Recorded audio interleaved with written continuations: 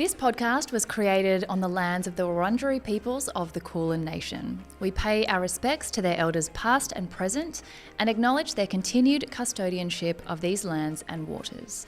We recognise that sovereignty was never ceded and that we are the beneficiaries of stolen land and dispossession which began over 230 years ago and continues today.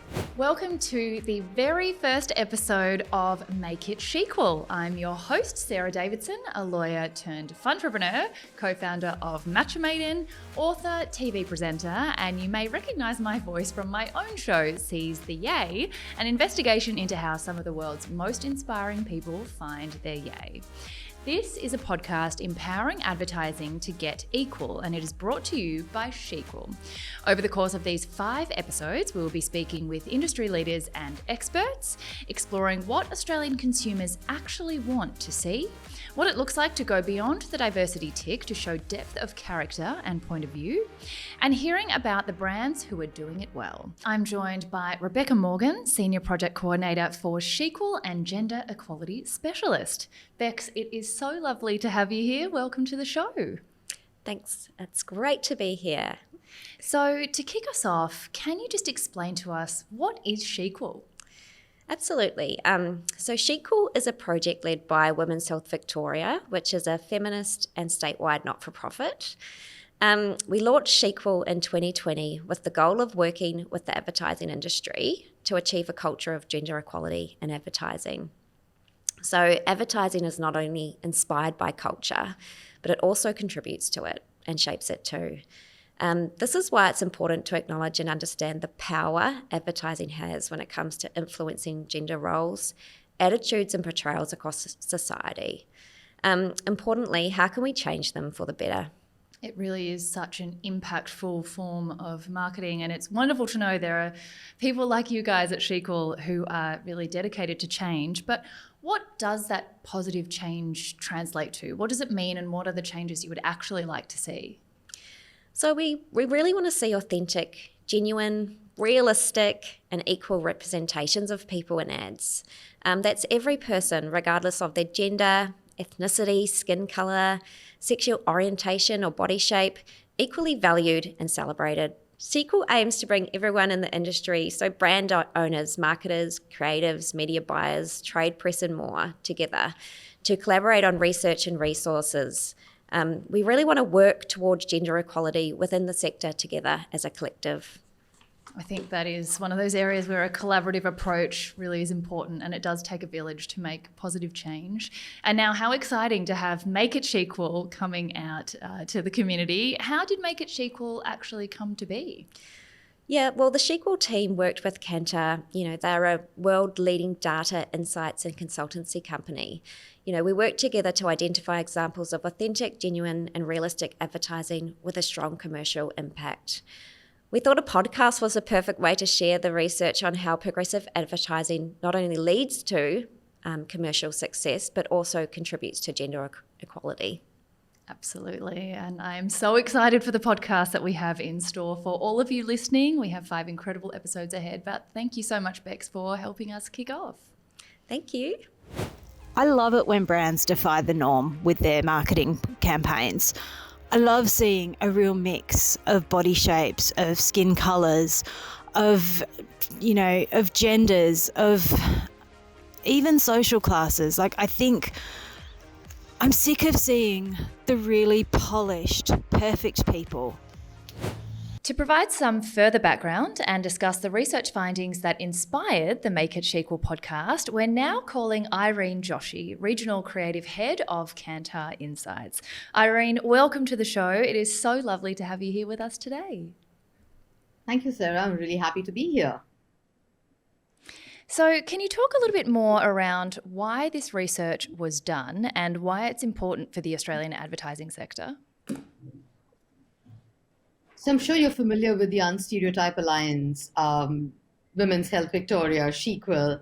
I think we're living in an amazing time because almost all organizations, governmental, non-governmental, marketing bodies are looking at how can we reflect culture better, and how can we have people who have been traditionally underrepresented shown and seen and heard. And that essentially was the backdrop to this piece of work, where we wanted to see, is there stereotyping that exists still in our market, and what can be done to rectify it? And are there certain shortcuts, easy ways in which we can set the record straight? So in terms of that sort of global scale, where does Australia actually sit in relation to the use of authentic, realistic and equal representations of people in ads? So I hate being the person to give away or give out a scorecard. But what I would say is, as a benchmark, if we were to talk about just measures that we track, which is part of the Unstereotype Alliance, whether it's from a female perspective or a male perspective, the US sits somewhere in almost 71% of advertising has female representation, and male representation is about 66% in terms of people who consider that they are well represented in advertising. Australia, if I was to compare the stats, would be 57 and 55 respectively. So is there a work to be done? Yes, there is. Is there a scorecard that we need to really give ourselves? No. But still really useful, I think, to sort of gauge and get some perspective on where we do sit, so that we do know, how far there is to go. I know something that you did as part of your research was reviewing ads that displayed positive gender portrayals and had a really high commercial impact. So why was that important, and what did the research in that area tell us about this? It is important for two reasons. One, of course, what I mentioned earlier, which is about building a progressive culture. And it's high time that we share differences. I think post-pandemic, there's been an increasing awareness of the wrongs that have been done for years. But there's an intent, there's a strong human intent to correct those wrongs. So there's that one aspect of creating for tomorrow and creating a better culture. And I do believe that marketeers and advertisers have a huge role to play in that, much more than just governments. The second thing is, it is really good for business. So those case studies that you see are examples of brands that have gone ahead and taken a stance and said, this is going to be our discourse, this is going to be our narrative. And as a result of that, have benefited humongously, both in the short term as well as the long term. So there's no reason why anybody should hold back or worry that you're going to turn away a certain set of consumers or a certain set of target audiences, because the minute you start doing what's right by the brand and what's right by the people, everybody comes in. I think that's something we've all been reminded of in making this show and collating all of this data, is that, progressive portrayals and positive business outcomes, they're not mutually exclusive. They can exist together, and that's something I think people forget. They think that they exist in separate spheres, but that's definitely not the case. You mentioned that, there is sort of a responsibility for Australian advertisers to look at what they can do better and differently. What, in your opinion, can they actually do to make their content more meaningful to the Australian audience and drive those better business outcomes? So alluding to the business outcomes, let me give you a stat. I'm Kantar, so I have to give you numbers. If I was to average it out, I'd say a plus 15% uplift in short-term sales likelihood, which means that if there is a progressive creative which is unstereotyping consumers any which ways, or is representing underrepresented people, what you do see is a 15% uplift in consumers committing to go in and buy the product, try the brand, download the app, whatever it might be, and a 29% uplift in long-term equity measures. Now, any marketer who's listening to this would be like, oh my God, that's an easy way of doing it. The starting point is actually in our offices. Recently, we had this conversation, and I think last year there was the shEqual panel discussion as well that we had, where we were talking about how it needs to start with our organizations and our boardrooms. They need to budget for inclusivity. They need to have different kinds of people, different people with different backgrounds within the organization, and more importantly, give them a voice and have them heard. Inclusive casting is the ideal way to go ahead with, but for that, it cannot be a last minute afterthought. It needs to be built into the storytelling. So when you get a creative brief and you're working on it, that's the stage where you start building stories which depict people. And anybody who has ever asked me that question, how do we need to be inclusive? The simple answer to it is walk out, look around the street. When you get into a bus, if you see people, and those people, you don't see them on television or you don't see them in your advertising, bring them into the fold and give them a part to play. Because presence is just the first step. So in terms of presence, I think it's 86% of creatives do show people with women over 40, a realistic portrayal of Australian society, that's there. But from there, the drop to personality and perspective, and personality essentially means that diversity is not a tick box. You've actually cast those people in real life in an authentic manner. And that goes down to 42. From there, when you go down further to perspective, which is each one of them, do they bring in a unique element into the brand or into the conversation that's going on? It comes down to 46%. So that's the number that we need to fix. It's not about tokenism and just having people on screen, because you'll see the third girl at the back of the heroine is actually, or somebody walking by is actually a person of color. That doesn't do the job. You really have to create to ensure that those people come into the narrative, connect with the brand, and have a part to play. I think that's such an important point to distinguish between that tokenistic presence, but then the added depth that needs to be backed up by to equal meaningful equality and meaningful progressive portrayal. It really looks like there are so many different ways that we can attack this and improve from all different angles. Are there any examples of times you think it has been done really well? A couple of examples do come to mind. It's not to say that the others have not, but I'll tell you what really struck me. I think we talk about progression through realism, and I do feel that Modi Body is a great example there, where they've taken and really owned it very naturally for their category. So periods and just trying to dispel the stigma and the taboo around periods and the issues that women face at that time actually helped the brand have a huge uplift in terms of meaning. And when we say meaning, essentially what you're saying is the brand is meeting consumers' needs and is driving brand love. So therefore, going back to my point on there's a huge dividend to be reaped if brands actually go ahead and invest in inclusion and diversity and representation of issues, people that have not been spoken for in the past. This is a classic example. The other one that comes to mind is actually Suncorp. Across different brands, and it is a house of brands, and across different brands, they try and pick up issues of real people and solve for it. So it's not just about tokenism and showing and demonstrating, but there is a say and a do that is required. And of late, what we are seeing is brands are demonstrating it and taking it a step further. And I'll go back to my Suncorp example, where when there's a calamity, a natural calamity, they are there. They're there at the grassroots level. So it's about connecting communities. It's about bringing people together and really solving for problems that consumers face on a day-to-day basis. Those are some of the classic examples that come to mind. And all of them will vouch for the fact that it's really done their brand a heap of good.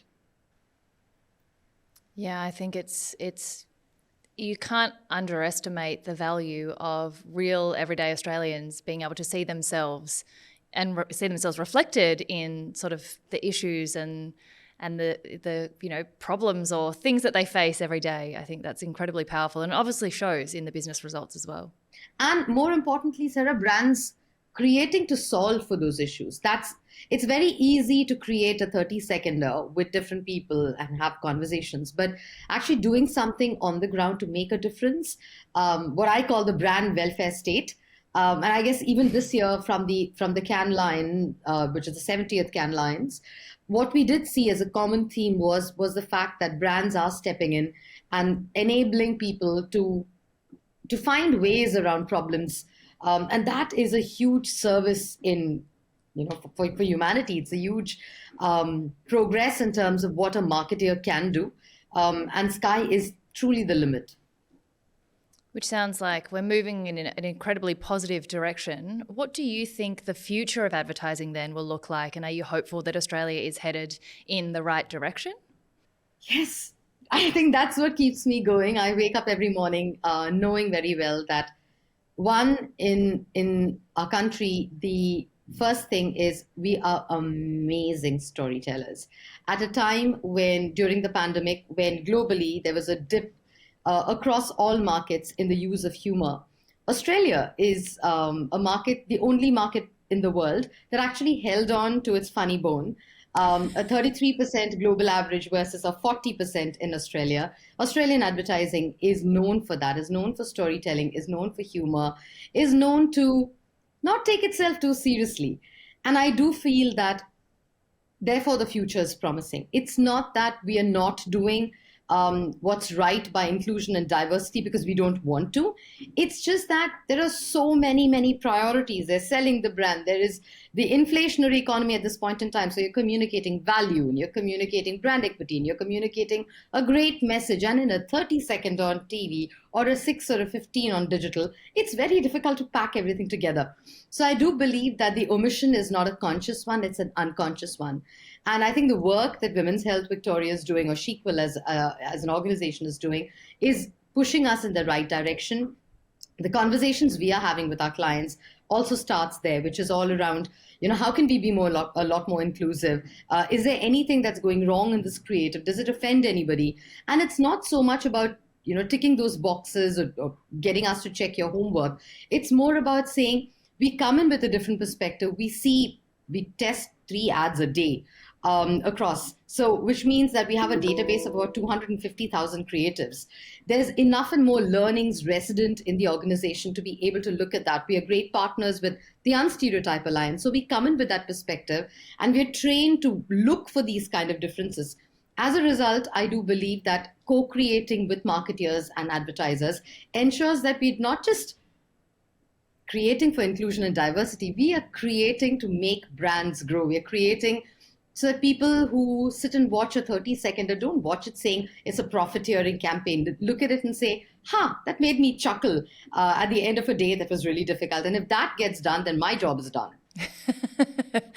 I also think it's so important that change doesn't happen overnight. It's a continuing spectrum of learning, and perhaps there are some parts of this that are not necessarily so conscious, not a conscious omission, but it does leave so much room for improvement. And as long as we're kind of continuously moving forward on that spectrum of change and doing it together, then that's a really positive future ahead for us.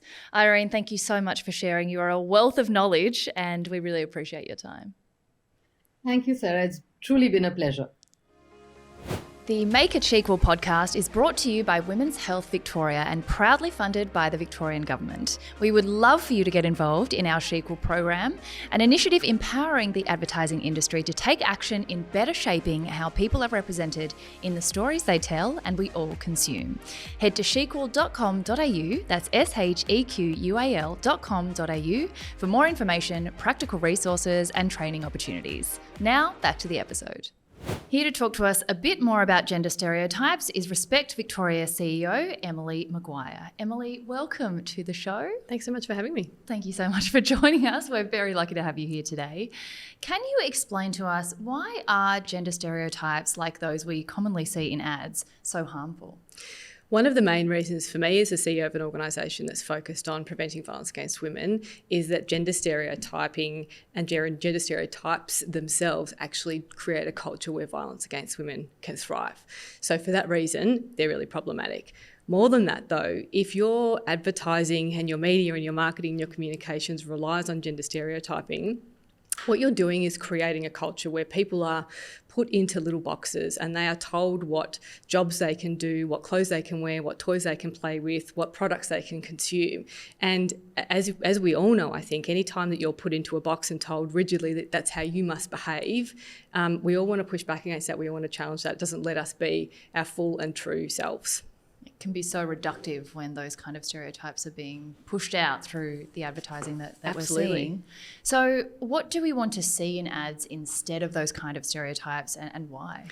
So I think if I think about a couple of campaigns that I know are out there, kind of This Girl Can is a really good example of a sort of a campaign that sort of tries to push against gender stereotypes. There's brands like Modibody and Suncorp have done some really good work around really naturally advertising their product, but doing it in a way way that is not pushing harmful stereotypes and is actually creating a whole bunch of diversity. I think for ad agencies, mostly the clients that you're working with have got a really prescriptive view of what they think is going to sell a product, and it's your job to pitch them differently, I suppose. What an ad might look like, the way it might be different, it could be, for example, you might want to show little girls having a wrestle outside and getting really dirty to sell a particular product. You might want to show two boys playing with a doll. You might want to show a woman driving a four-wheel drive. You might want to show a man with a disability being stressed out about work, but also wanting to make sure that his kids have got a healthy lunch. I think advertising firms often think, well, our target audience is this and our market is this, therefore we have to advertise in accordance with norms.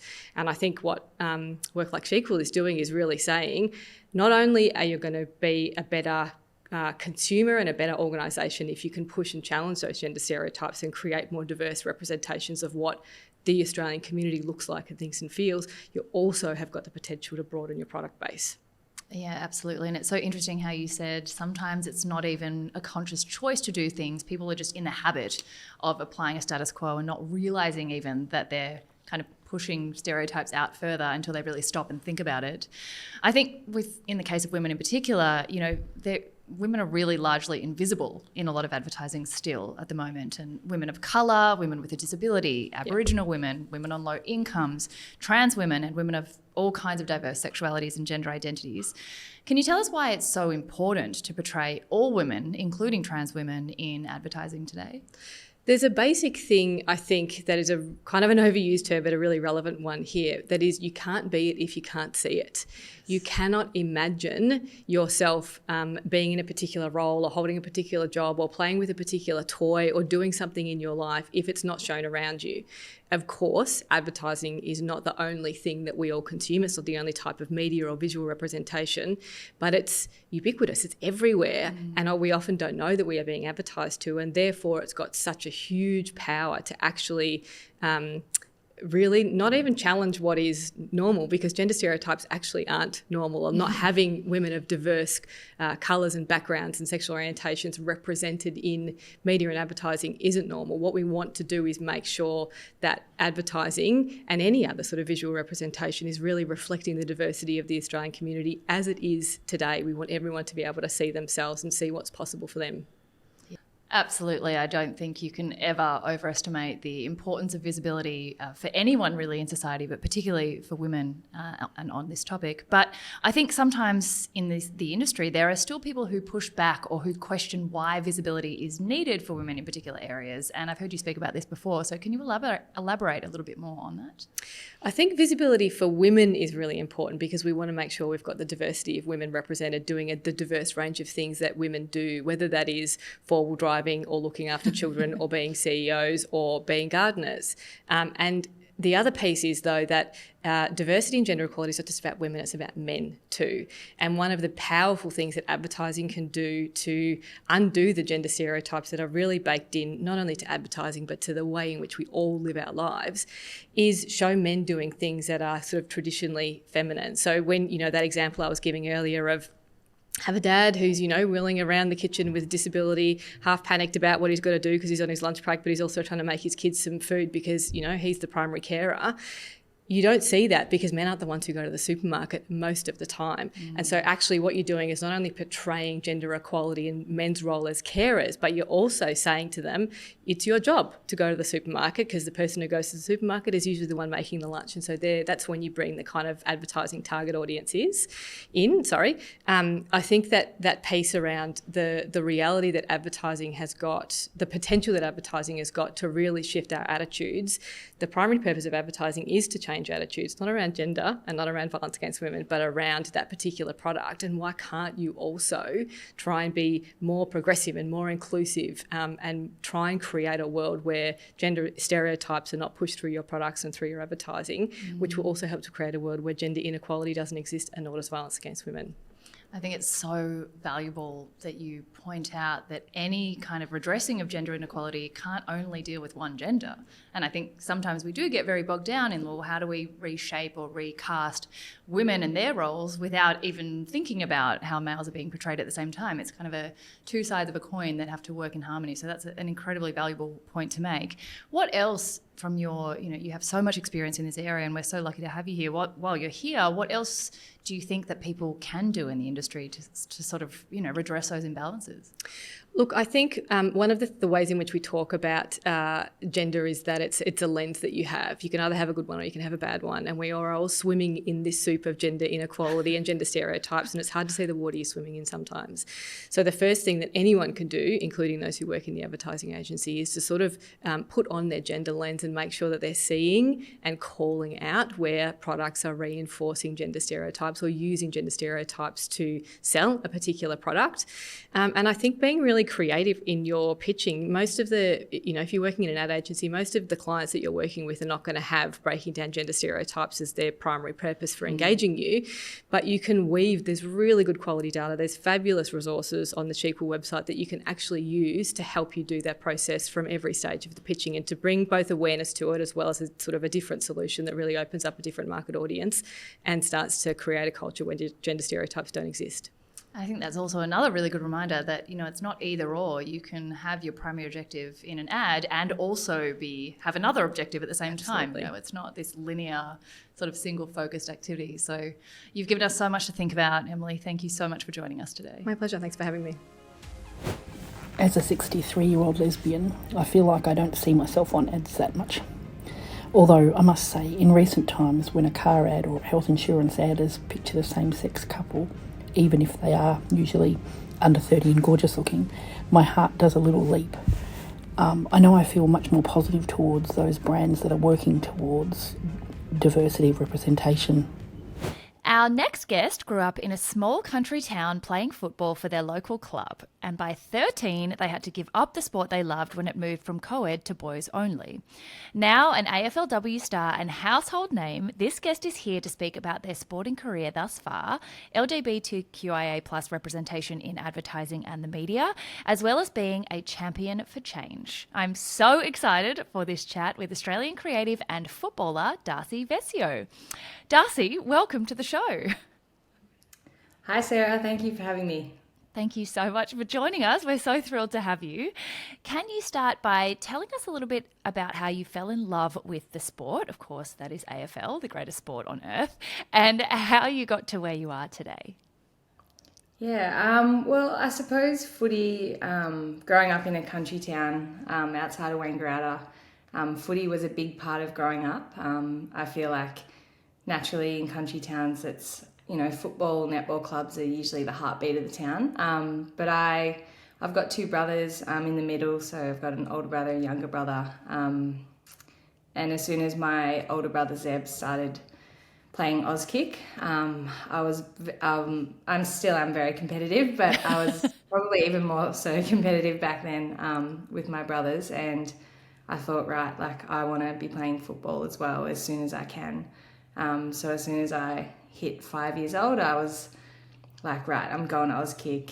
And I think I grew up always kicking and playing in the backyard. And I suppose, I think for me, football, I loved every sport with a ball in it. I just love, I think I love the coordination side and the focus and everything like that. But I think footy brought a real physicality to it, and sort of reflecting back, there weren't really many other spaces where I felt like I could be loud and rough, and for that to be celebrated. And I feel like in football you have to really understand your whole body to be able to play, and you sort of push your body, and you learn how to tackle and be tackled and get back up and everything like that. And that was a really important part, I think, for me, just being able to express myself on the footy field and through skills and stuff like that. So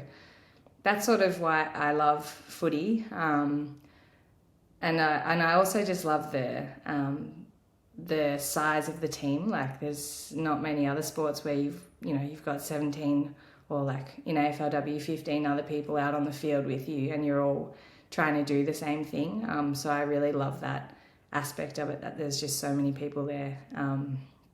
So yeah, I sort of played juniors up until I was 14, and then I had to stop playing. And I was mainly the only non-boy playing in the leagues that I was playing in. But there were a couple of girls who were older than me who had done the same thing. So I sort of knew that was going to be my pathway growing up in Wangaratta. I'd seen them do it, and I was like, right, if you're not a boy, like you play up until you're 14 and then you hang up the boots, and that's sort of how it goes. And yeah, it's funny because at the time, like I don't remember being really upset. I think I was sad that I couldn't keep going, but I think it was just sort of the way it was. And my mum always says you only know what you know, so that's was sort of my career up until that date. And I kept involved throughout school footy, but that was very much just shits and gigs. Like there wasn't much structure. Like I was kind of one of the few people who knew how to play, and it was more just a bit of fun. And then when I moved to Melbourne to study graphic design, I fell back into footy sort of by chance. Like I sort of thought I'd maybe join a basketball team or something just to make friends. But I had a person I played netball with, their dad was really keen on me getting back into footy because he knew how much I loved it. Oh, that's amazing. Yeah, and he had a relative who played for the Darebin Falcons, and that's sort of how he got me, like he sort of pushed me to contact them. And Dad made a call, said, my daughter's great at footy, like you're really going to want them in your team. And then must have put in a good word. And then Mum sort of drove me down to training and rocked up with a cheque, paying my fees on the spot. Some of my teammates still bring that up. Which I think it was really important.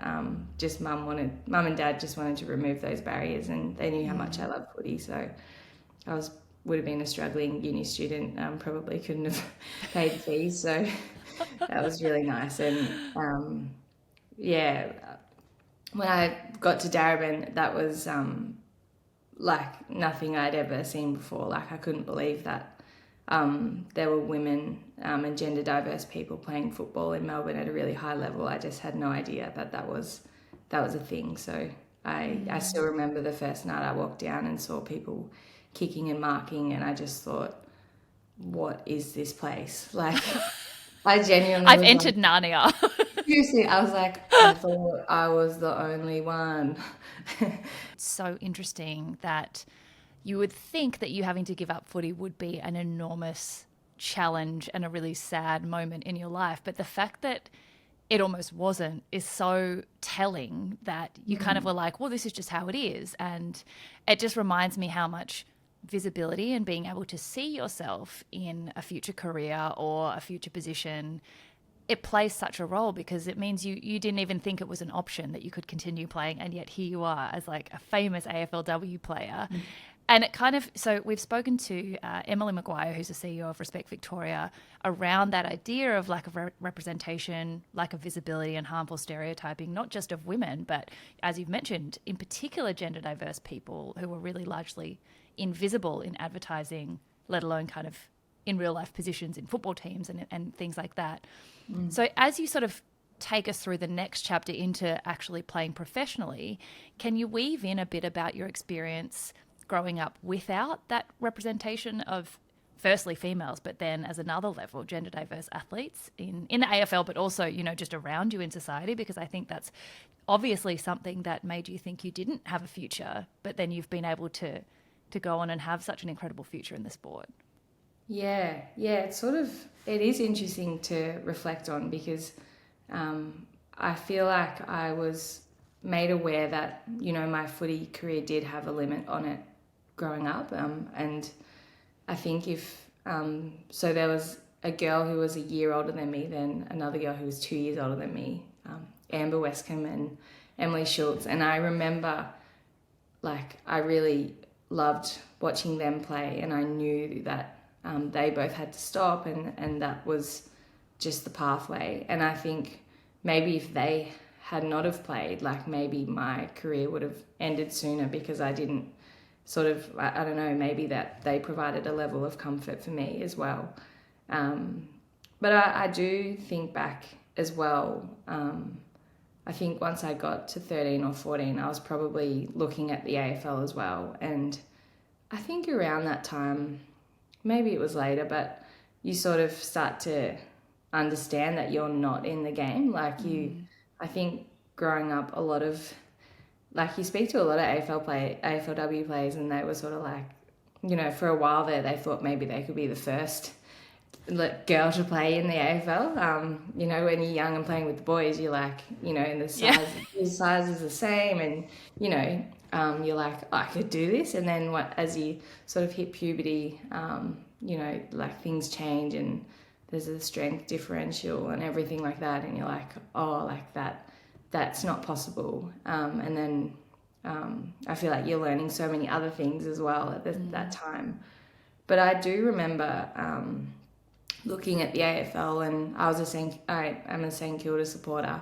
I'm a Carlton supporter now, but I'm deep St Kilda supporter. But like I remember seeing some really poor behaviour off field, and sort of, you know, it being phrased as, you know, schoolgirl scandal and things like that. And just, I remember being really just off-put by that, and that was because that's the example where you see yourself in sports media. It's those sorts of stories where footballers are behaving really poorly and disrespectfully towards women, and often that's what you see, and you're like, well, I don't want anything to do with that. So I think naturally I sort of I just became disinterested in the sport, and like I kind of followed along, but it just wasn't at the same level as when I was growing up. So I often reflect, like looking at things now, I would have been unbearable as a child if AFLW was around. Like I just think of how obsessed I was with the male players. Like if I had have seen W players, I feel like my head would have like exploded off my own body, and like I don't know how I would have coped. Like, but it is so important, and it's sort of, I don't know. I think to a level you can sort of just accept what's around you and feel like, because you've been conditioned, just that's all you see all the time, and if you don't let yourself dream of a different world where you can see that, or if you're not exposed to something different, you just sort of can sometimes not realize what you're missing out on and how that has shaped you and sort of put ceilings on your own understanding of what you can achieve and where you can go. Totally. And like we speak about that a lot in this podcast, that the importance of sort of meaningful and genuine representations of people. It's not just that you look to other people who have, you know, stepped in the exact same footsteps as you might want to. It's also just in the advertising around you, because we're absorbing information all the time from, you mentioned the media, like we're, you know, consuming media all day, every day, and watching TV and ads. And like, why do you feel it's important for there to be more authentic representation and visibility of minority groups, especially LGBTQIA plus people, in like mainstream advertising and all media forms, and not just you having to go and seek out examples of people whose footsteps you want to follow, but being exposed to that, as you said? It's like exposure. Well, it's such a big question, but I think it's fair, and it's a smart business decision. Like I don't understand a lot of the time why companies wouldn't get involved in this and try to have their company or like the advertising they use reflect people in Australia. Like you are cutting yourself off from a huge market if you don't, and you kind of don't really know. I don't know, I feel like companies don't really understand how successful they could be, or the markets they could be reaching.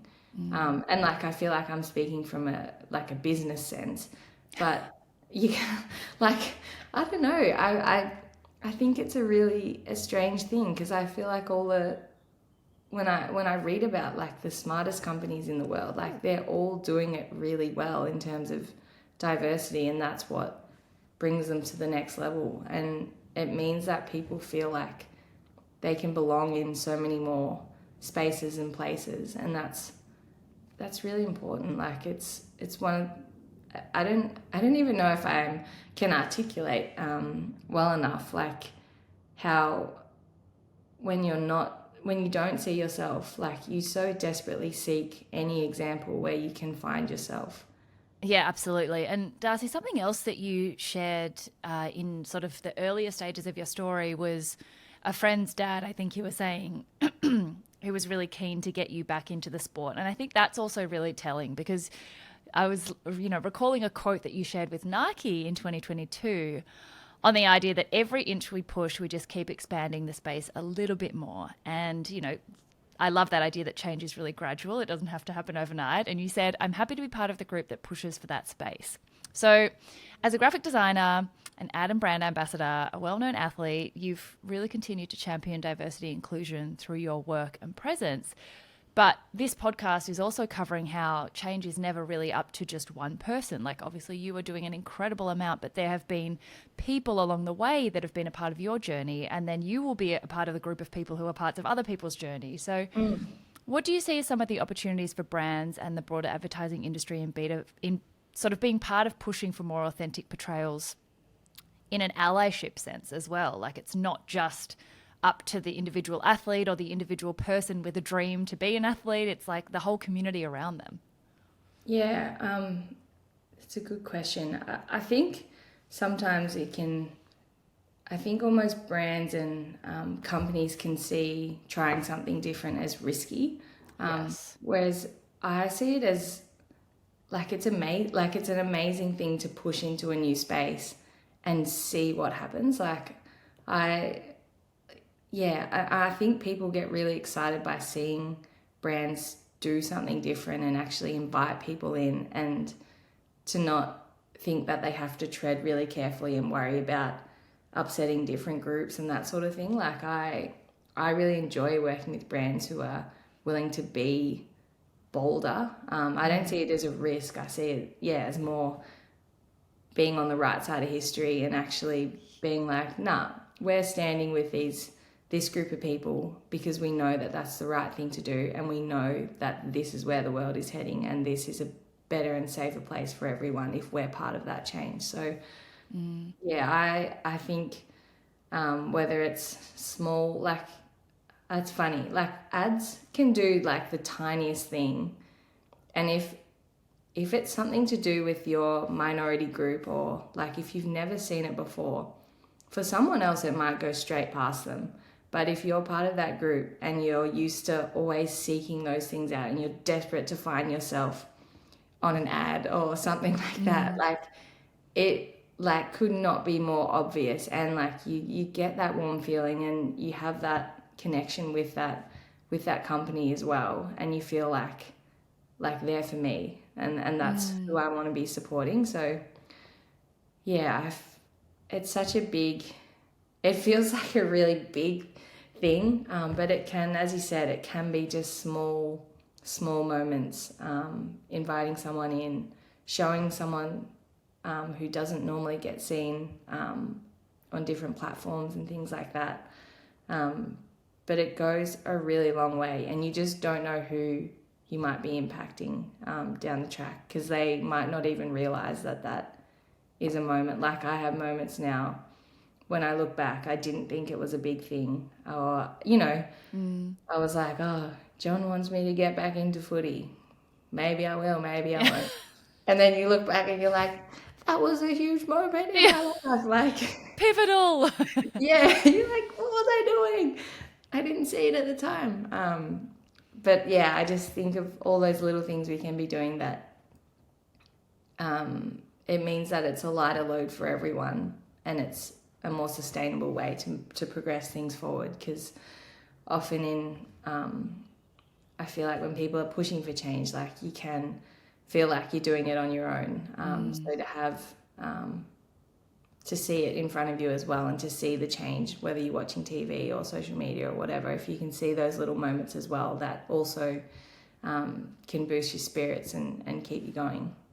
Totally. And I think the thing with incremental change as well is that in the moment it can feel like lots and lots of small little steps, but then when you look back to you pre-13 or like around the age of 13 when you just didn't even question that you'd have to give up the sport versus now when you're like a professional footballer, like a professional AFL player, like to measure the change from that to now, even if it's felt small in each year, that's a huge evolution. Like branding and representation in football has evolved so much over the years, and what was like literally exclusively a male sport is now a league that really strives to foster a really inclusive and supportive and safe culture for people, not just of all genders, but also ethnicities and cultures and sexual orientations. And I think also we have to acknowledge that like no one is perfect, no company is perfect, no one's like already achieved everything they need to achieve. But and obviously the AFL still has a long way to go, but given the big shifts you have witnessed in even just your career and experience throughout,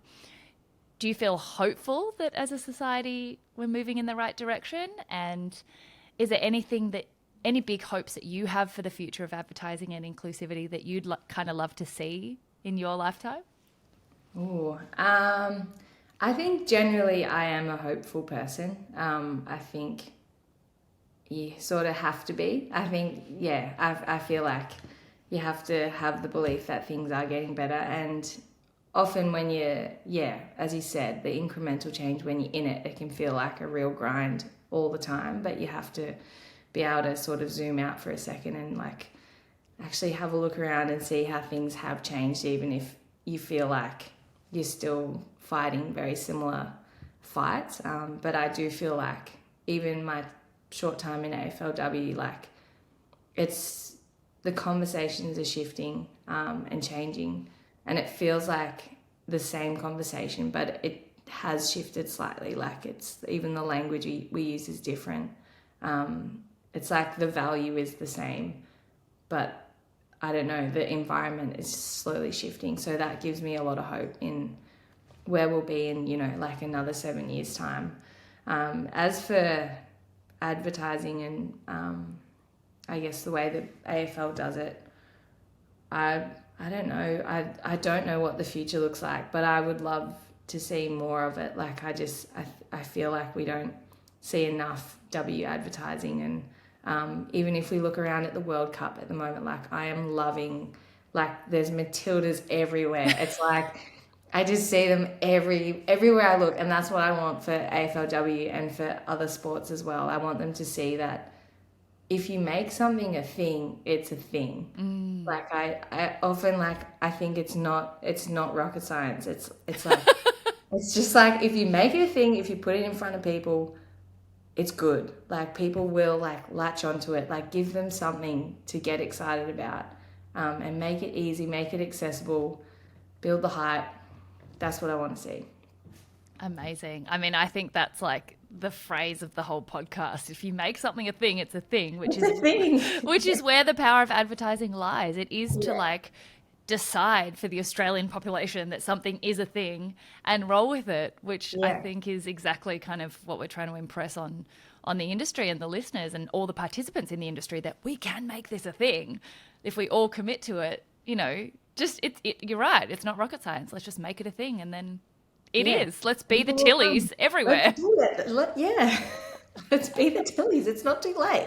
The Tillies of each industry. Like Exactly. It's not too late. Never too late. Oh, well, Darcy, thank you so much for your time. You are a huge inspiration and a real change maker. And I'm sure there are so many, young kids who look at your career and that makes their journey, a lot more hopeful than probably yours was when you were younger, which is in itself a huge hope for the future. Thanks so much, Sarah. I really enjoyed the combo, so thank you.